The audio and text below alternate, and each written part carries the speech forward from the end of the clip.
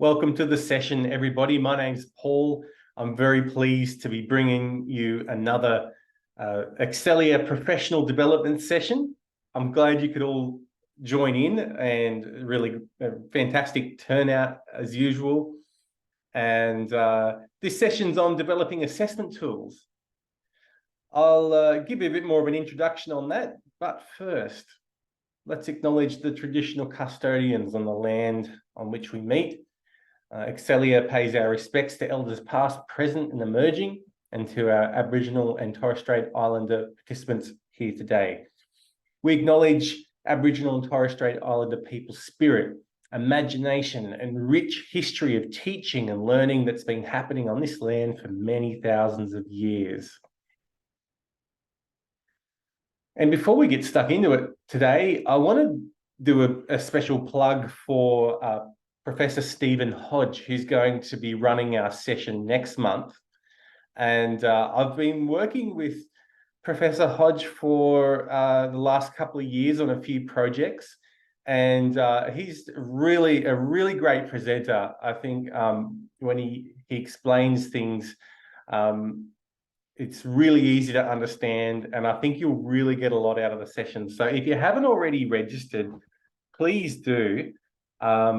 I'll just pop in the chat here a link to the to register on Stephen Hodge's session.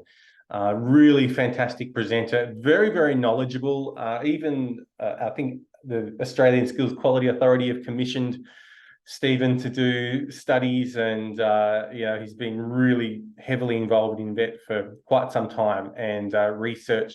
I think there's not many people who really make a career researching vocational education specifically. So I think it's quite a special session. I was really stoked when Stephen said he could come along and run the session for us.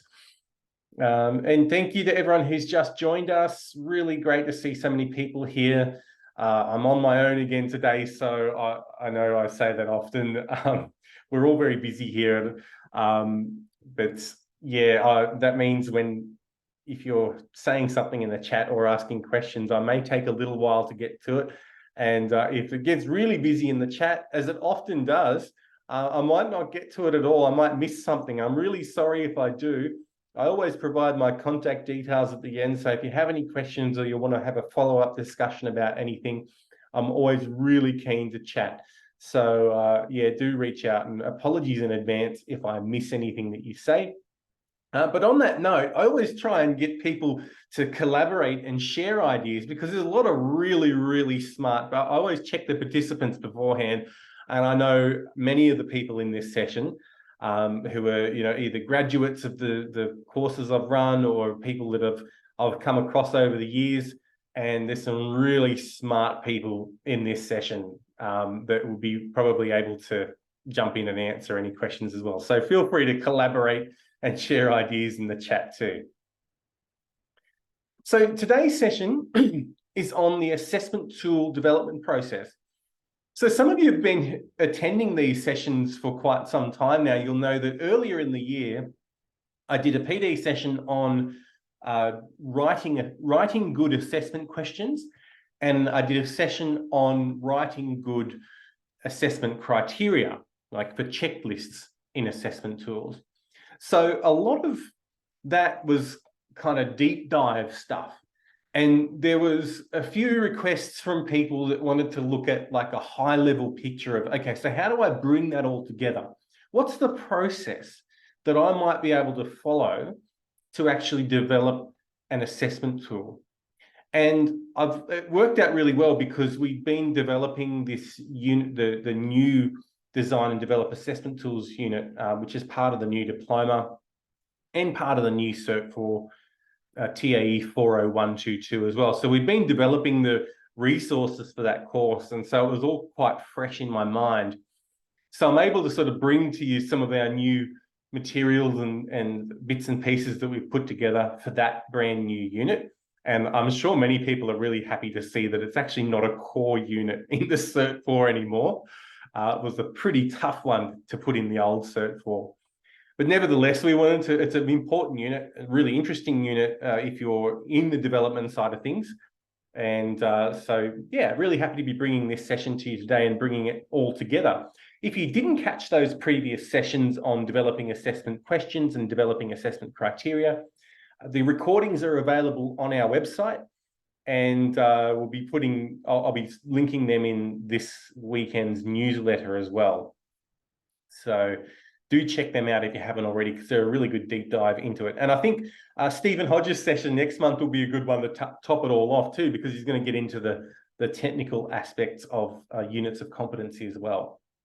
So when I say the assessment tool development process, I probably should say that it is not the only assessment tool development process. There are many ways to develop assessment tools. This is just one such approach that you might take. And so I'll be speaking as if this is the process for developing an assessment tool. But of course, if you have other ways of developing assessment tools that you found work for you, you're welcome to share your ideas in the chat. Certainly not the only way to do it. This way does work, though. It's tried and tested. I've been using this methodology for most of my career in vet, and I've found it to work quite well. And like anything, these processes, we pitch them in a nice picture that is a really nice and easy to follow list. But the reality is far more messy. I think when you're doing something as complicated as developing an assessment tool, there are many different contextual things and industry-based things and other stuff that might get in there and make it a bit more complicated than what I'm possibly leading you to believe with this framework that I'll show you.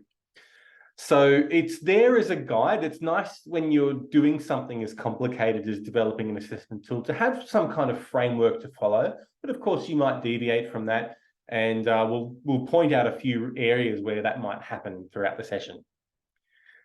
So just a quick recap, a quick refresher on the definition of an assessment tool.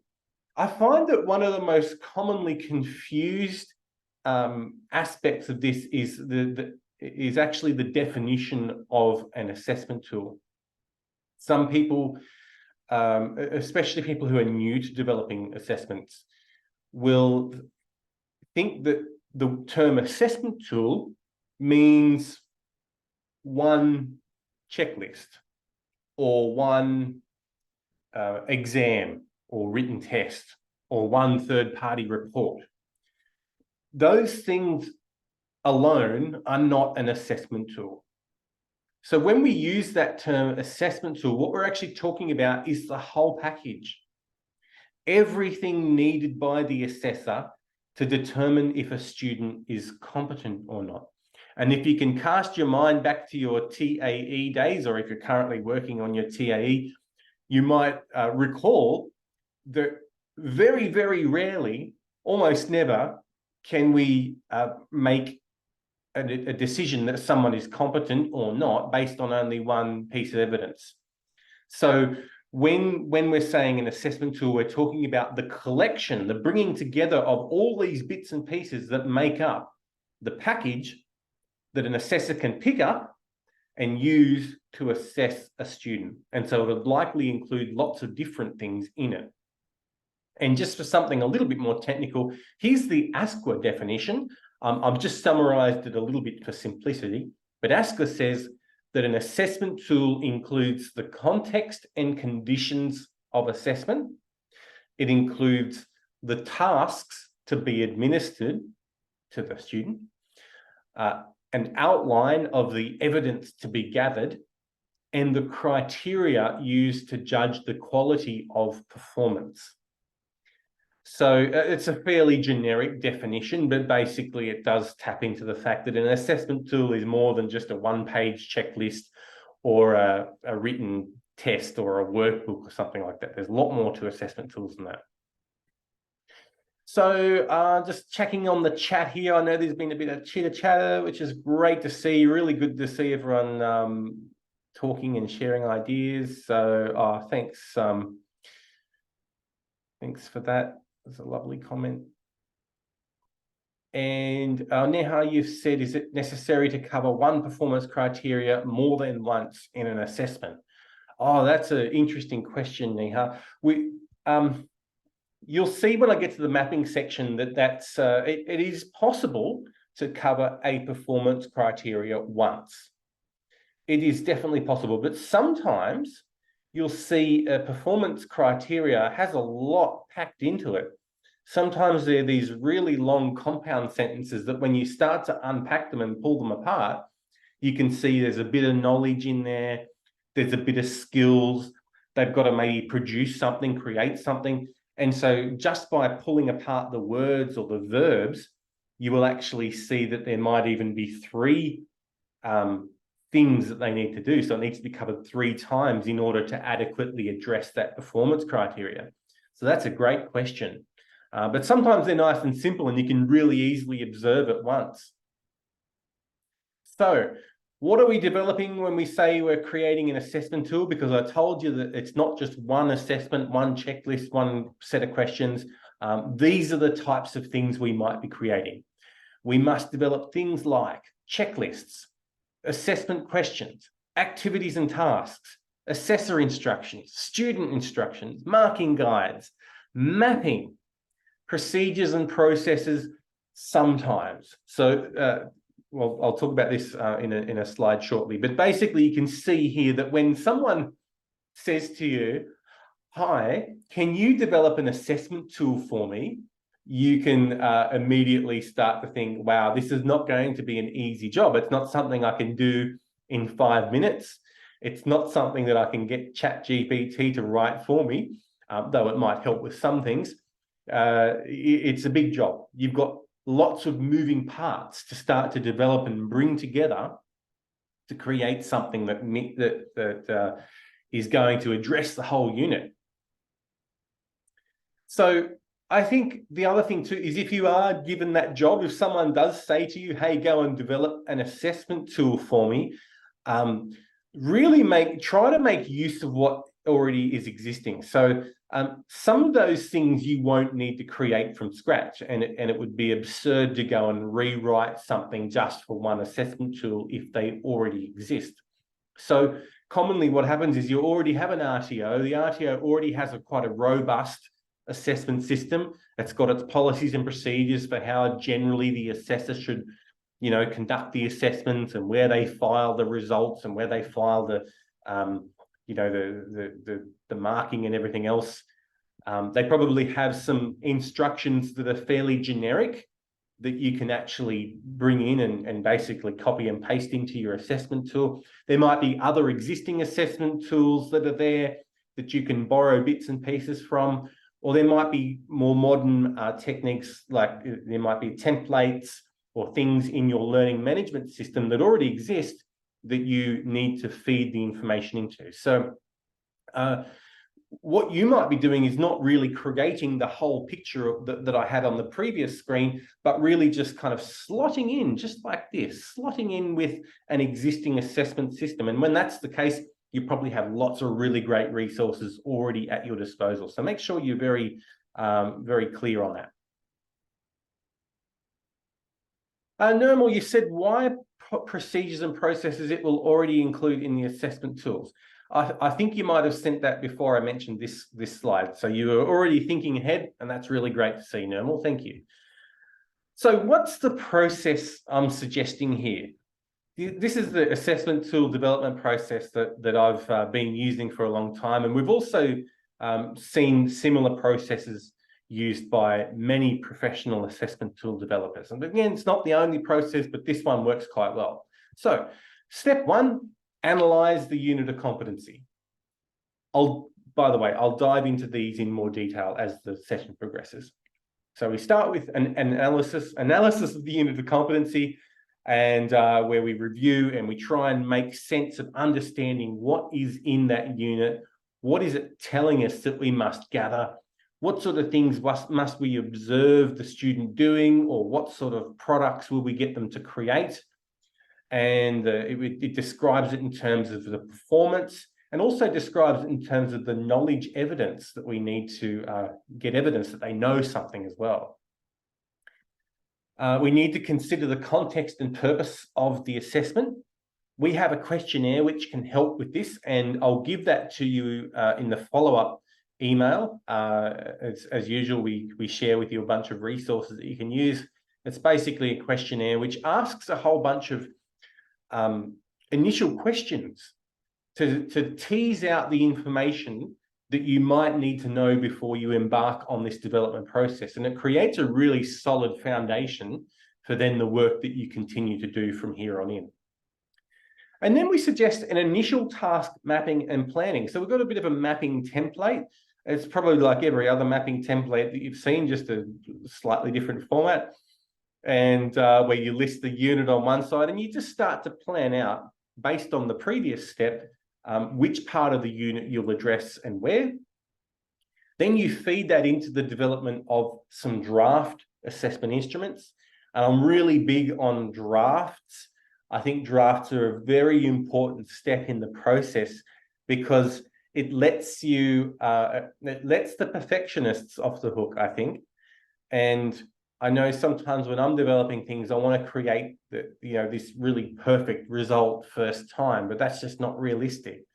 So by telling yourself that your goal is to create a draft, then that is your job, to create a draft. It doesn't have to be perfect. You don't have to please anybody with your draft. It's just a place where you can start to roughly document your ideas and start to create something. And as I'll point out later on, this is an iterative process. So over time, that draft will start to evolve and strengthen and become more robust and eventually become something that can be used as a final version that can be used to assess students. Before you do that, you need to trial and review it. It's like a test run to make sure it actually works before we use it on real students. And then there's a final mapping process. That's just a way, I'll talk about that later on. And then we release the final version. And that is the one that we are then confident. So hopefully by the time we get to that last step, we are confident that we can use this assessment tool to assess real students.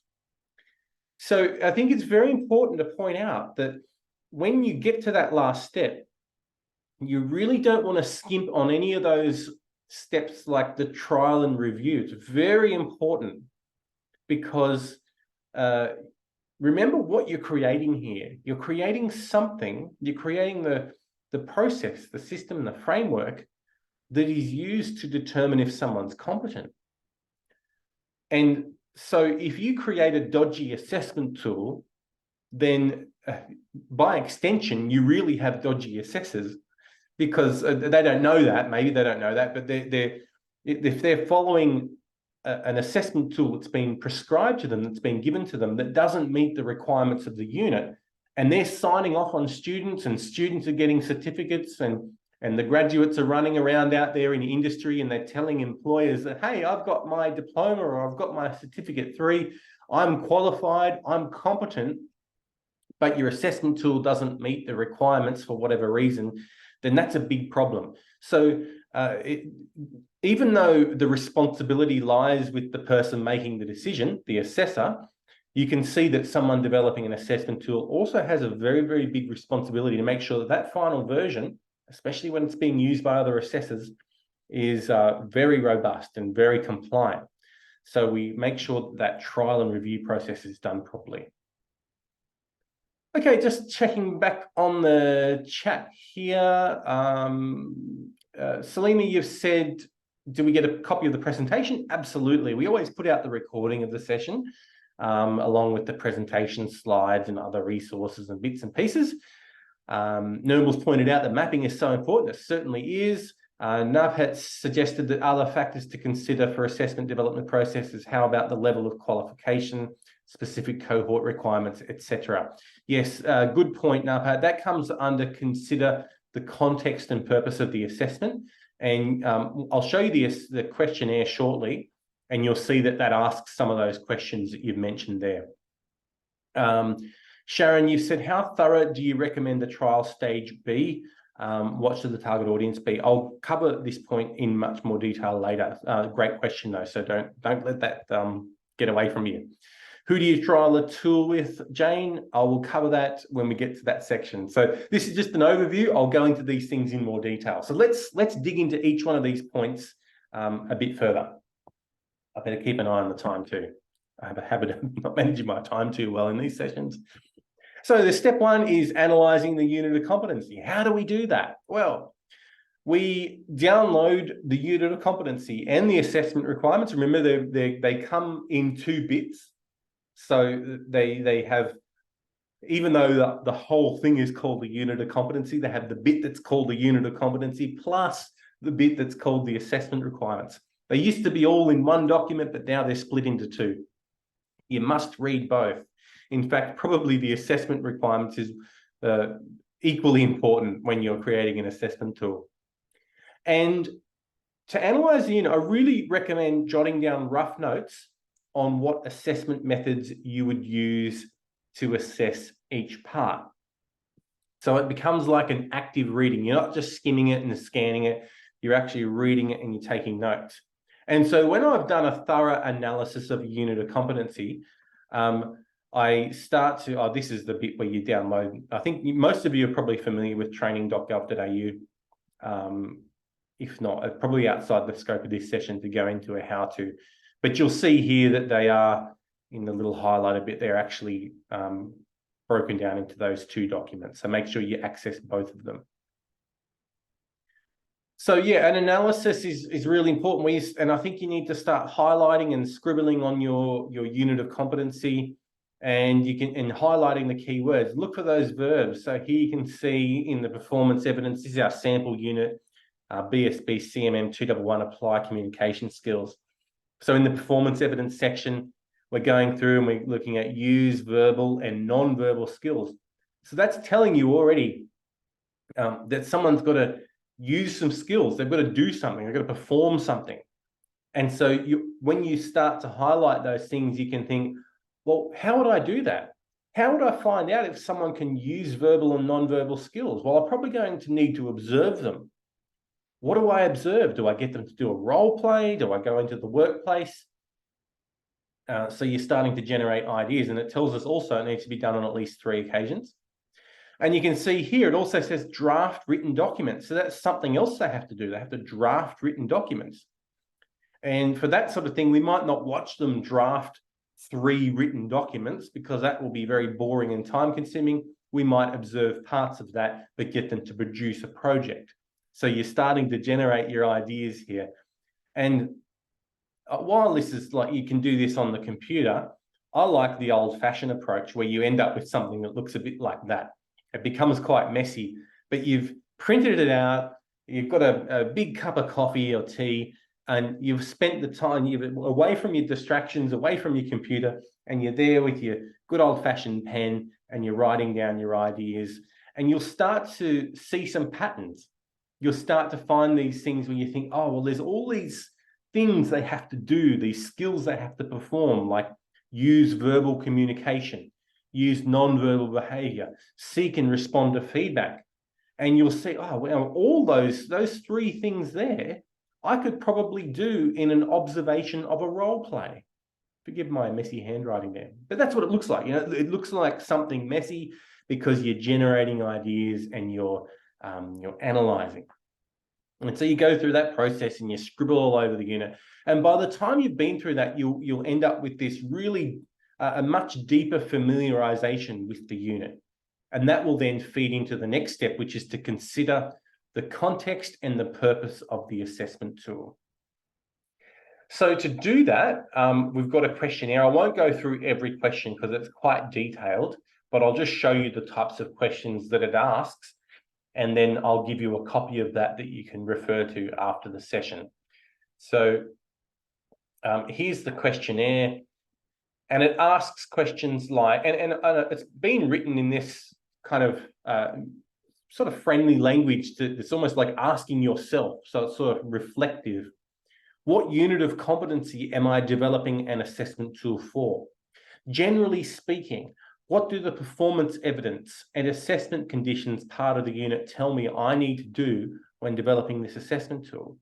And so you write down your unit and you might summarize the performance evidence. It says the candidate must use verbal and non-verbal skills to seek and convey information on at least 3 occasions. They must draft written documents on at least 3 occasions. The assessment conditions say the skills must be demonstrated in a workplace or a simulated environment. So these are all things that you need to comply with for it to be a valid tool. So it's asking really good questions and getting you to put that information in there so that you don't lose it, you can capture it. I'd ask questions about the candidates. So there's someone in the chat earlier who pointed out that this is a really important consideration, is what's the characteristics of the target audience or the students that you're going to be assessing. What do they already know about the unit? Do they have any previous skill level? Context. So is this something that you're really doing in the workplace or a simulated classroom or training center online? It's an RPL assessment. That's a totally different way of going about designing assessment tools. That goes into the purpose of the assessment tools. It asks you what methods. So when you've gone through and you've done all your rough scribbling, like in the previous slide, you'll see that you'll start to find patterns. You'll find that you've written observation maybe 10 times throughout the unit, and you've written tasks or questioning 13 times. And so you start to see there's a pattern there. Well, I could really put in some questioning and an observation task. So this is where you summarize what methods you come up with. And once you know your methods, then you can start to determine what instruments I'm going to need. So if you're going to do an observation, you can't just observe them and give them the thumbs up and say that's enough. You're going to need some observation checklists, some scenarios for them to carry out, some instructions to the assessor and the candidates. So you can see here we're asking lots of questions. There's a few other questions. I won't go into all of them. It even gets you to reflect on your own skills and knowledge, a bit of a development timeline. How long might this take? So you can, a little bit of project planning here. It asks you to start thinking about the principles of assessment and the rules of evidence. Very important, as you're probably aware. How you're going to trial and review, and also to consider your RTO's policies and procedures. A bit of safety stuff. And there's a bit of a questionnaire to help tease out that important information.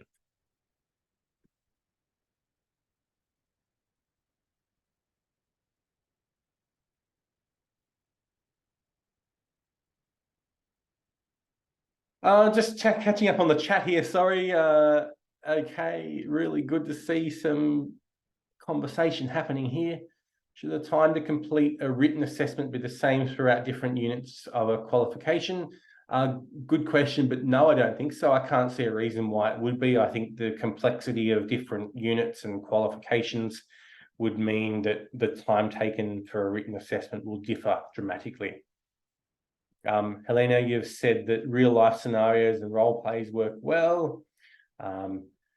Gathering evidence that totals overall abilities that leads to employability that assesses industry knowledge would and should decide. Thanks, Jeff. Performance evidence is very important. I totally agree with that, Nermal. And Fiona, you've pointed out that it's difficult to assess learners when the performance criteria says plan and implement, design and test for a graduate diploma qualification.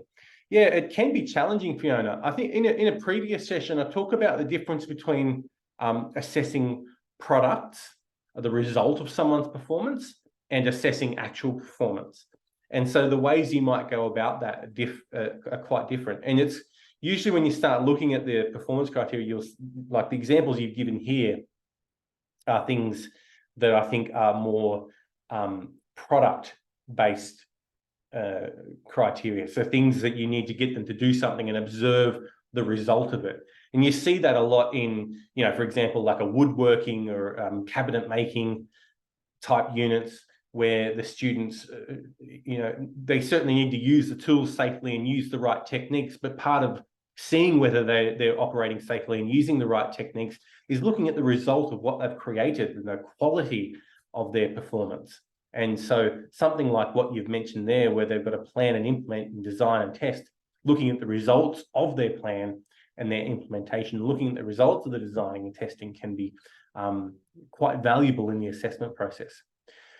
Okay, thanks for the feedback, Sharon. That's really great.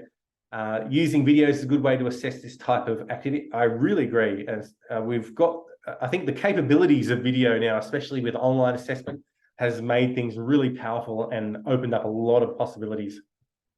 Normal points out, why performance evidence? I had a student in TAFE to run a machine tool. He fails because it's required that you look for the environment and performance criteria, and he was given the tasks in the wet environment. He failed because he didn't know how to use the equipment in wet weather, because he was taught only in dry weather.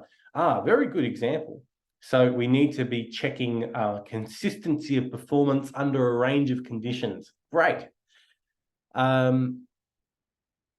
And Napat says, I think we need to separate knowledge and skills-based assessment and relevant checklists. I think there's definitely a good case for integrating knowledge into skills-based assessments where you can observe the evidence of that knowledge being used. I'm also a really big fan of interviewing or questioning students directly after a performance. So you can, so rather than just having a written test where they answer really generic questions, the assessor can ask things like, you used that technique when you were using that machine. Why did you select that technique? Why did you choose that PPE? So that can be quite good. All right, I'm going to leave the questions. I can't get to everyone. Thank you. So I'm really pleased to see so much discussion happening. So thank you for that. So there's the questionnaire. So that's that step. And our next step is to look at initial task mapping and planning. So what does that look like? Well, basically the initial task mapping and planning is where it's kind of like our final mapping, but it lacks that detail. So you remember when you do the questionnaire that I mentioned in the previous step, there was a section that I showed you that covered methods, because in your initial analysis, you would have started to generate some ideas for how you'd assess it. And so now's the time where you need to kind of lock it in. I mean, not everything's set in stone until you release the final version, but you don't want to be heading down too many wrong tracks and spending all this time developing things that you're not going to use. So hopefully by now you're ready to maybe commit to using a few different methods for your assessment. You should be well informed by this stage. So in our example here, we will have decided that we're going to use observation. That's the method. And we're going to observe them mainly in role plays, because it's going to be a classroom type setup. We're going to get them to do some written tasks, and we're going to ask them some questions, and those questions might be verbal or written. So we're kind of going to commit to that now, and that's our next step, which is our initial task mapping and planning. And so we basically take those three methods that we've committed to, that we've decided to, and we list them here in our template. We put them at the top. We write observation, written tasks, and questioning. And you can see that they're sort of color-coded there, and they correspond with the columns. So just to keep it nice and neat and clean, we shorthand it. We use an abbreviation, O for observation, W for written tasks, and Q for questioning. And you can see that they will match up with these columns. And then we go through and we basically start to look at the first one. So this is like formalizing our initial rough notes. So remember the rough notes were quite messy. We used our pens and our highlighters, and it was a bit chaotic. But now we're going to bring that under control a bit more and start to feed that information into something like this. And so for your elements and performance criteria, you might look at this first one here, identify a work task. And you think, well, yeah, I think I need to observe them doing that. So I'm going to put it in my observation. I'm going to get them to write, do some writing tasks on that, but I'm not going to ask them any questions. The next one's very painstaking, very methodical. We go to the next one, 1.2, identify communication channels in the organization.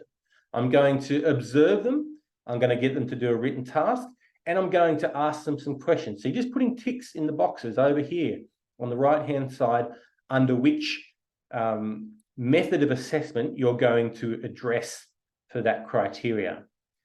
Now, we're just putting ticks in the boxes, and we can go and we can easily take those ticks out later on if they don't fit. But this is a really important part of the planning process, because as you'll see later on, this informs what we actually start to put into our draft. Okay, and you just continue on.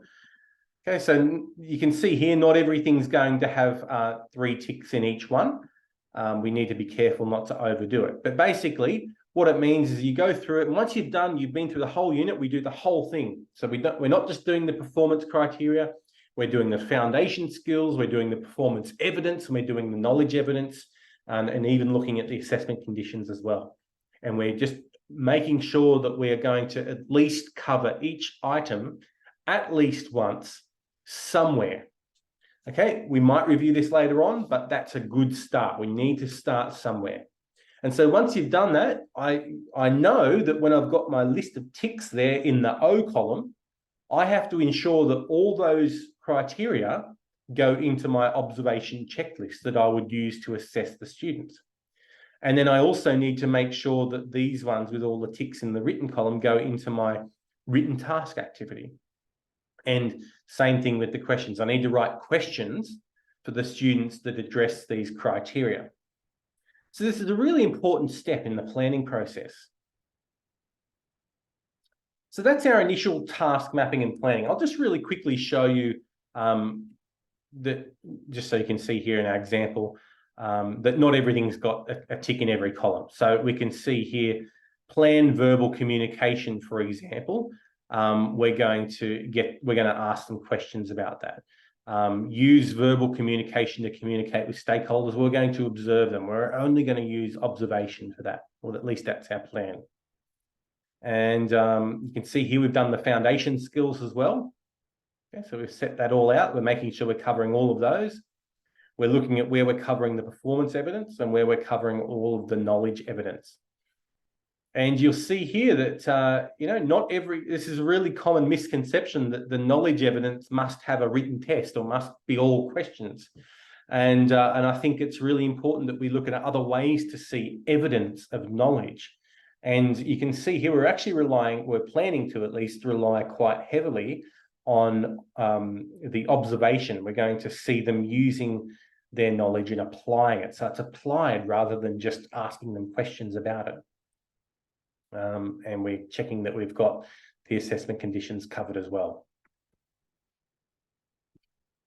All right, so now we're up to the draft the assessment instruments stage. So this is an iterative process. I think it's really important that you don't just do one draft and that's it, but in reality, it will be quite messy. There will be lots of repetition. You'll be jumping up and down and going backwards and forwards, and you'll be showing things and you'll be asking questions. You'll be probably consulting with industry professionals as part of this. They might give you some information. You might think of an idea at 3 o'clock in the morning and chuck it in there. So it's never that nice procedural, glamorous process that I'm leading you to believe here. It's this very iterative kind of process. So just to sort of illustrate that in a really simple way, you might start off with your blank page, but you have to get something on paper. Otherwise, you'll be procrastinating forever. So you might just go in and just put some headings, and that's your first iteration. So you might go through that initial mapping you've done and just gather up all those criteria that you've put in the tick box that relate to that method, and just put them in as a heading. And then your next iteration, you add in a little bit more detail. And then you review that. How's it looking so far? Oh, it's looking good. Okay, let's move on to the next iteration. And so gradually you build up your detail over time. So that's probably the reality of what your drafting approach might look like. A strategy that I find works quite well is you go through, and this is kind of the iterative process, but you write in the task headings. That's all. And then you copy and paste the criteria from our initial task mapping under those headings. And then you go through and then you form these into a very rough version of the assessment instruments. You don't worry about templates and formats or anything like that. Just keep it nice and simple. And that creates a basic foundation for writing the checklist, developing task instructions, writing questions, or whatever else you've decided what methods you're going to use.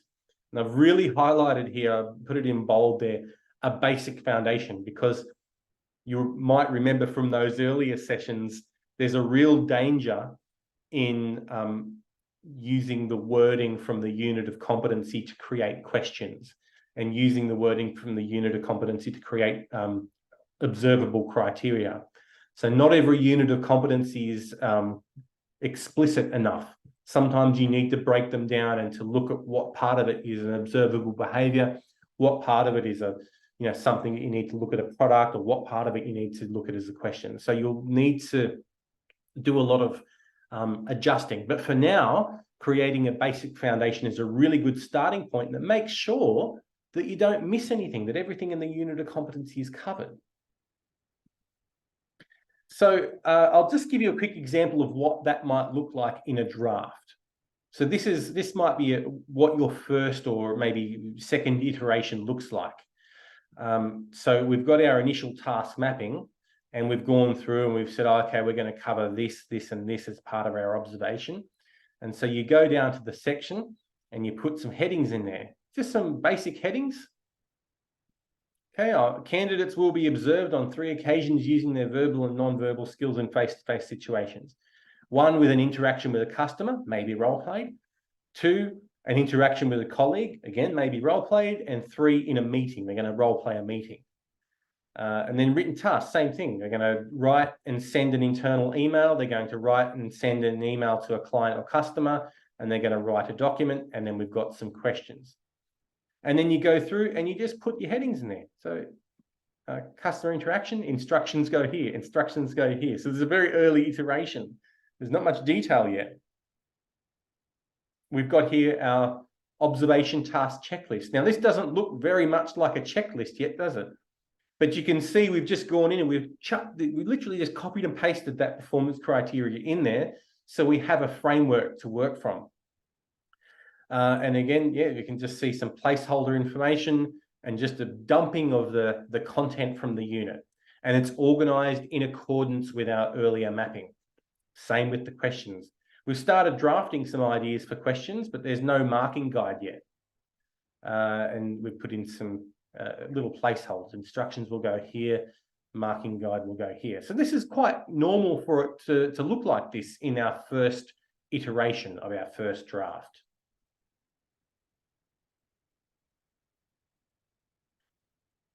So we go through that development process, and eventually we get to a stage where you're ready to show it to somebody and do a trial and review process.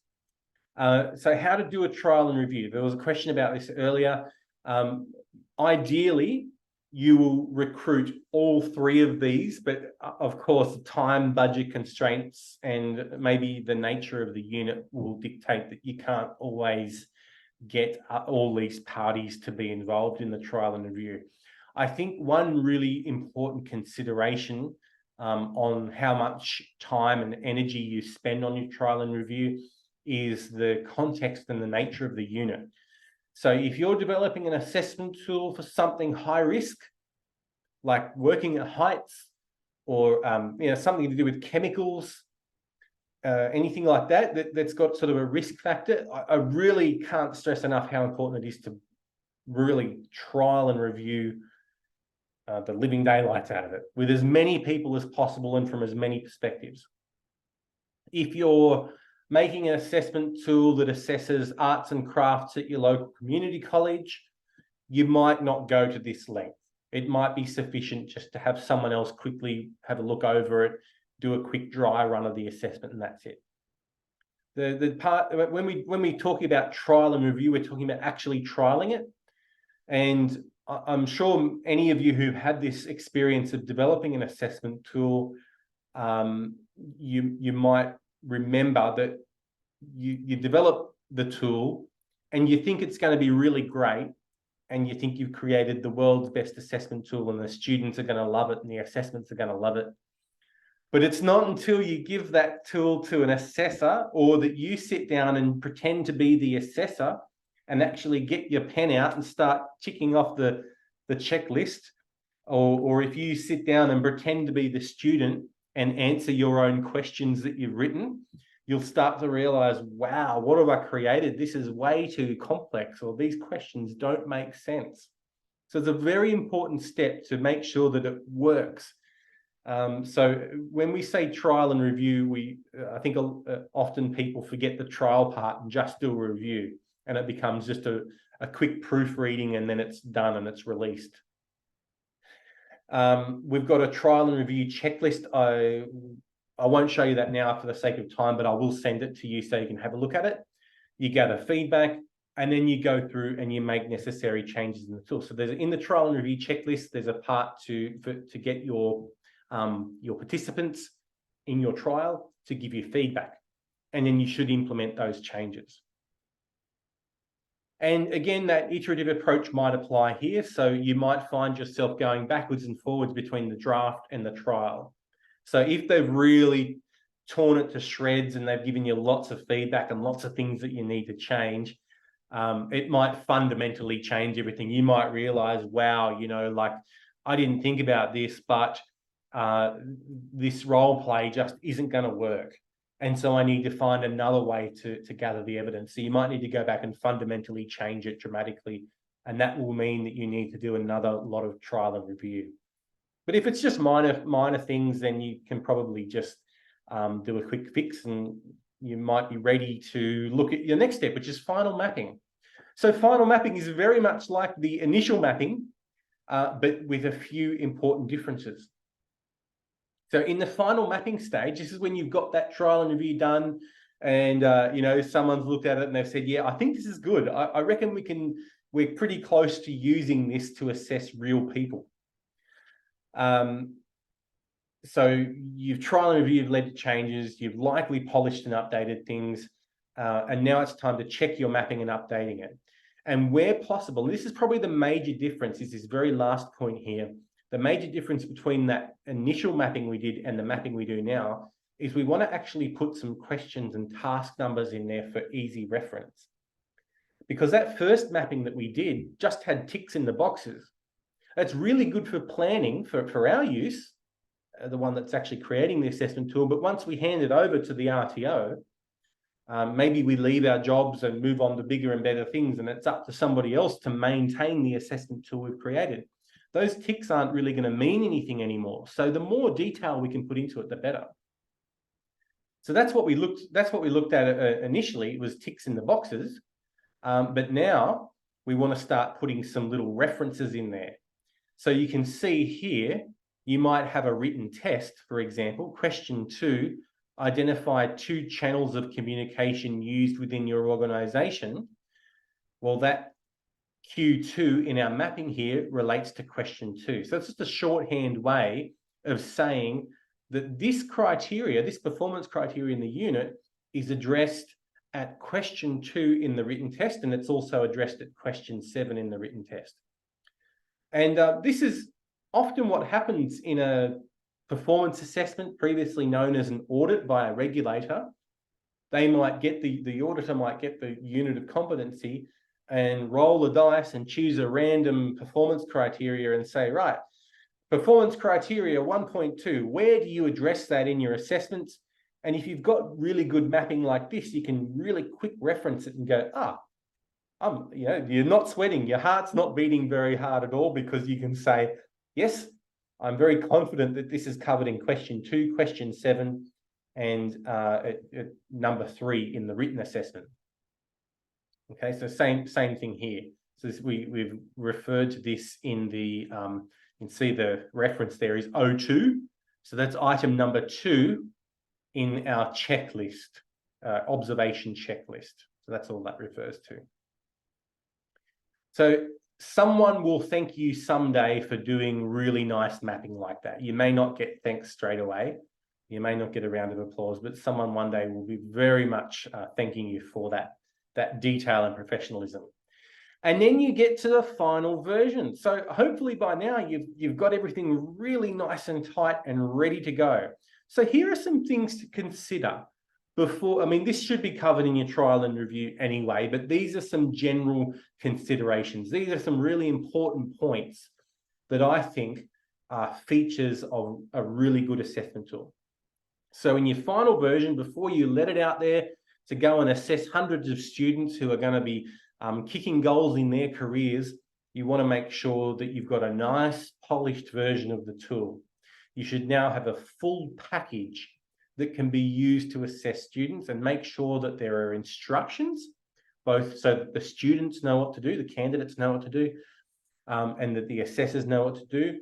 that there's instructions for each task, and there's also overall instructions for the entire tool.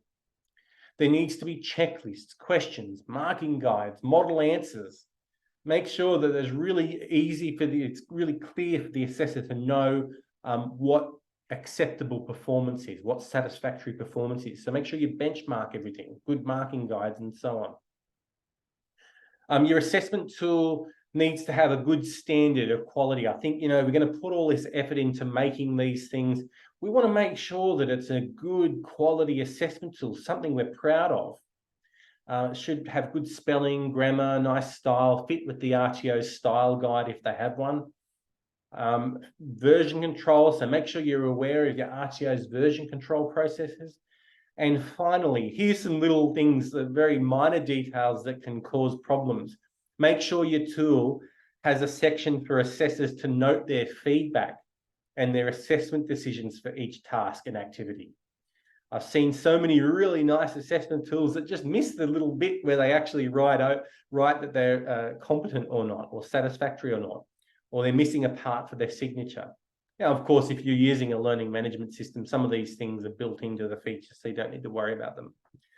There needs to be a section that allows for the name of the candidate and the assessor to be recorded. I see that a lot too. Really lovely, well-designed assessment tools that don't have anywhere for the name, so we don't know whose it is, and a section that shows the date. So these assessments are pretty important documents. We need to be able to record when the assessment took place. So make sure you include those little things, little attention to detail things that make all the difference. So there's our process that we've dived into all these individual points, analysed the unit of competency, looking at the purpose and context of the assessment. We've got a questionnaire for that, which I'll give to you. We've had initial task mapping where we just listed the unit on one side and put ticks in the box for each method on the other. We then went through that iterative drafting process where it starts with just some headings, starts with a bit of copying and pasting, but then evolves over time, evolves into a nice, robust, high-quality assessment tool. You do a trial and review. The more people you can get involved in that, the better. The better the results will be. You do a final mapping. So you get rid of the ticks and start to map it across to question numbers and numbers in your checklist. And then hopefully with some final checks, you're ready to release a nice, high quality final version. Now, I was concerned about time. So I'm sorry I didn't get to back to the chat here, but I'm just going to do a quick scan of some great points here that I might have missed. So, number of written questions often varies from unit to unit. Yes, agree with that. Clustering is very important. Yes, someone's mentioned clustering. Thank you for that. Clustering is another job and probably a subject of another professional development session as well. So we're just talking about one unit here, just to keep it simple. Thanks, Nermal. That's lovely. What are your thoughts? Thanks, Sharon, for the question. What are your thoughts on the validity of observation when conducting remote role plays? I think the validity of observation when conducting remote role plays. So if I'm guessing you've mentioned over the phone, I'd say it's probably difficult to observe people when it's just audio, unless it was, I mean, I can imagine something like telephone counselling, that might be okay for just over the phone.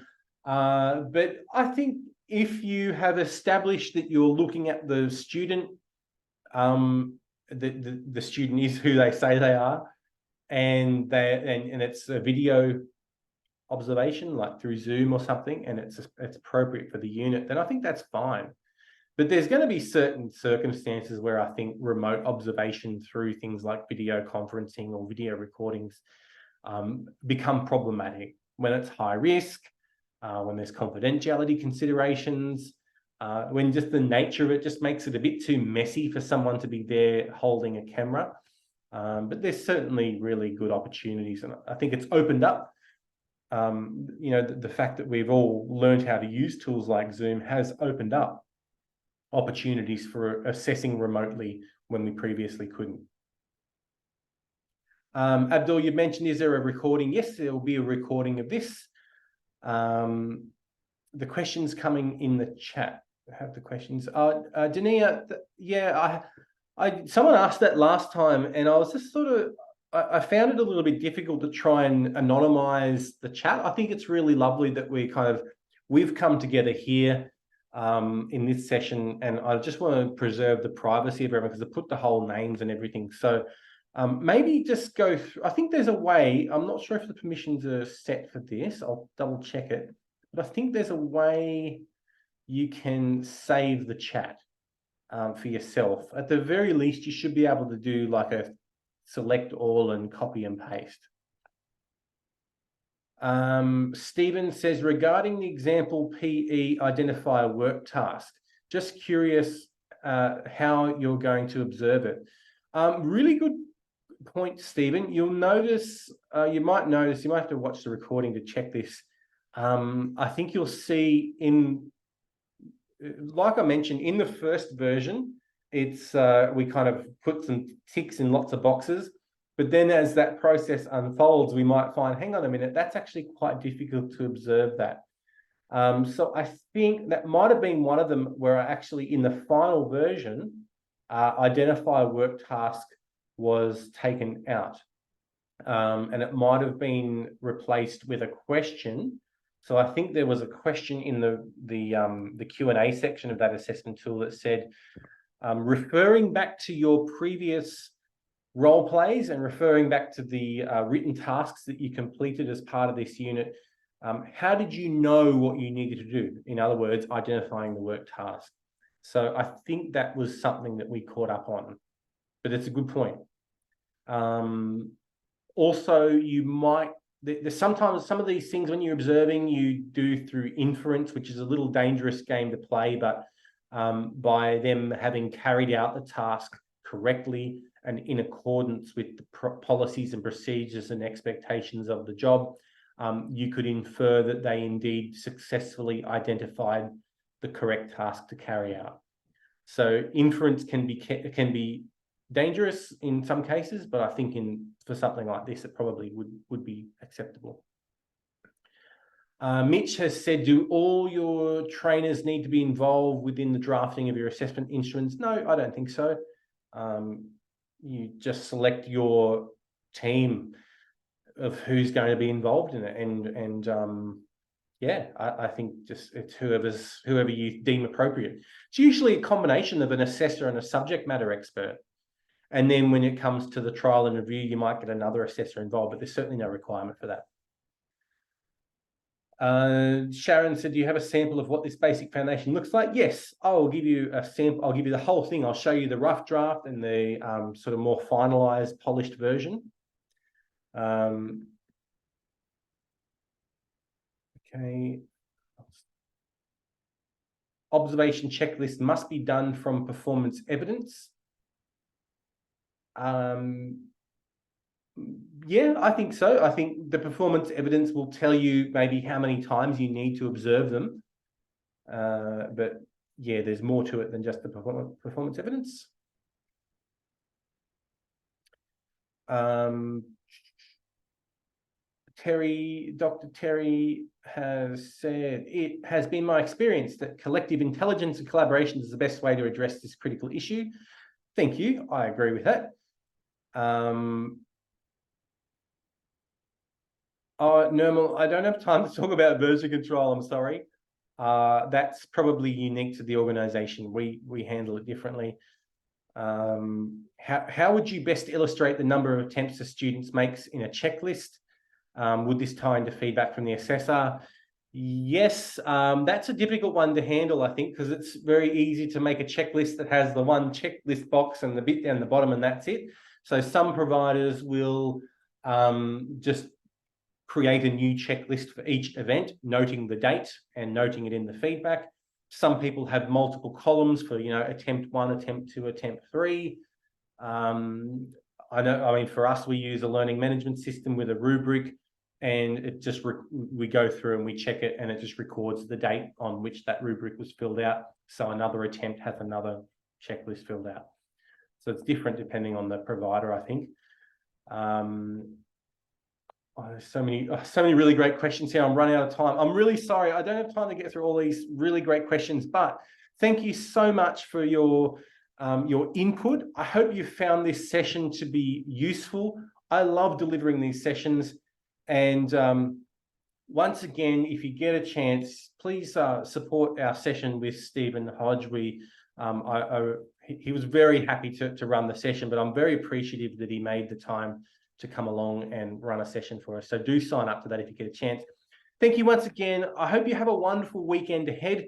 The slides, the recording, the resources, and of course, your nice little certificate will be prepared in the coming days. Please be patient. These take a little while to prepare, but they'll come out hopefully early next week.